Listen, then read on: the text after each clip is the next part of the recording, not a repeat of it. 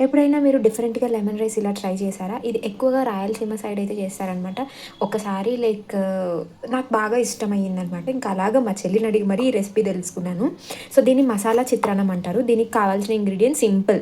పచ్చి కొబ్బరి, ఒక 2 ముక్కల అల్లం, ఒక 4 రెబ్బలు ఆఫ్ వెల్లుల్లిపాయి, కారంకి సరిపడా పచ్చిమిర్చి అనమాట. ఒక 4 ఆర్ 5 పచ్చిమిర్చి. మీ క్వాంటిటీకి, మీ కారానికి తగ్గట్టు పచ్చిమిర్చి.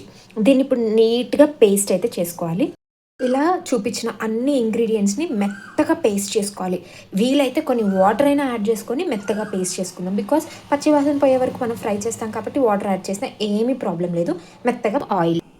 సో, ఆయిల్ బాగా వేడయిన తర్వాత తాలింపు గింజలు. ఏ తాలింపు గింజలైనా వేసుకోవచ్చు. నాకు ఓన్లీ ఆవాలు ఇష్టం. సో, అందుకే జస్ట్ ఆవాలు. మీరు జీలకర్ర, పచ్చెనగపప్పు ఏవైనా వేసుకోవచ్చు. సో, వన్స్ అవి చిటపటలాడిన తర్వాత మనం ఏదైతే గ్రైండ్ చేసుకున్న పేస్ట్ ఉందో అది. పేస్ట్ ఇక పచ్చి వాసన పోయి ఈ పేస్ట్లో ఆల్రెడీ కొబ్బరి వేసాం కాబట్టి మంచిగా ఆయిల్ అనేది సెక్రేట్ అవుతుంది. సో, ఆయిల్ పోయే వరకు మంచిగా వేయించుకోవాలన్నమాట. స్లోగా మనకి వేగి ఇట్లా వస్తుంది అనమాట కన్సిస్టెన్సీ. మనం వాటరీ కన్సిస్టెన్సీ వేసాక అలా కాకుండా దగ్గరగా వస్తుంది. అలాంటి టైంలో కొంచెం ఉప్పు అండ్ పసుపు, టేస్ట్కి తగ్గ ఉప్పు. కొంతమంది ఉప్పు ఎక్కువ తక్కువ, సో దాన్ని చూసుకొని యూ కెన్ అడ్జస్ట్.